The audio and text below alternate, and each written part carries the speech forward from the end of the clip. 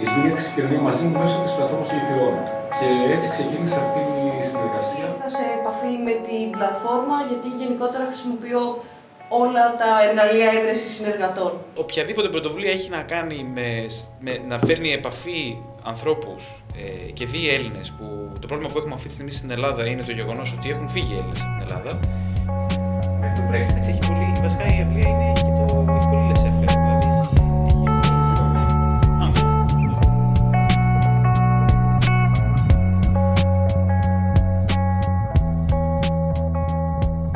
Είμαι απόφοιτος του Τμήματος Μηχανικών της Σχολής Ικάρων. Αποφοίτησα το 2000, δούλεψα 14 χρόνια στη πολεμική αεροπορία και το 2014 τελείωσα την καριέρα μου εκεί και πήγα στο Πανεπιστήμιο της Νότιας Ουαλίας, είναι το University of South Wales, που είναι στο Cardiff.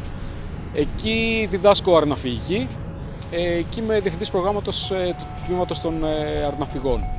Έχουμε μια πάρα πολύ καλή συνεργασία με την εταιρεία Εγνατία Aviation, είναι ελληνική εταιρεία εκπαίδευσης χειριστών. Με την Εγνατία Aviation συνεργαζόμαστε στο να εκτελέσουμε κάποιες πτυτικές δοκιμές.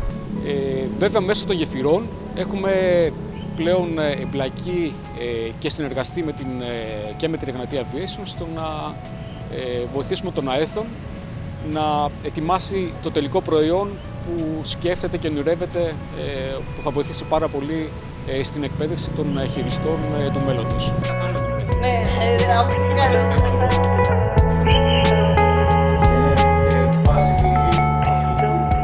ένα άτομο το οποίο δούλευε στο Enterprise Europe Network μου είπε να γραφτώ και να τη δοκιμάσω και μάλιστα μου ζήτησε και τη γνώμη μου, αν είναι εύκριστη, τι θα μπορούσε να βελτιωθεί.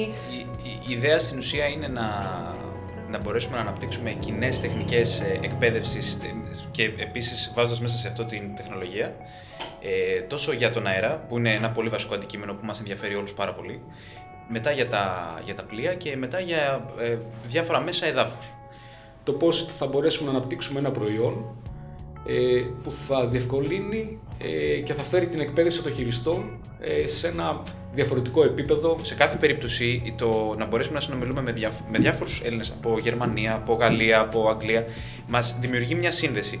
Αυτό ο συνδετικός κρίκος για εμάς ήταν μέσω του Ηλία με την πλατφόρμα των γεφυρών. Βλέπω και άλλη μια χρήση αυτής της πλατφόρμας, ότι σε μια τόσο δύσκολη κατάσταση στην οποία βρίσκεται η χώρα αυτή τη στιγμή, να παρέξει και ένα τόνο αισιοδοξίας και να μας δείξει ότι ακόμα και σε αυτή την πολύ δύσκολη κατάσταση μπορεί να γίνει κάτι θετικό, απλά αξιοποιώντας υφιστάμενες δραστηριότητες και γνώσεις που υπάρχουν από Έλληνες.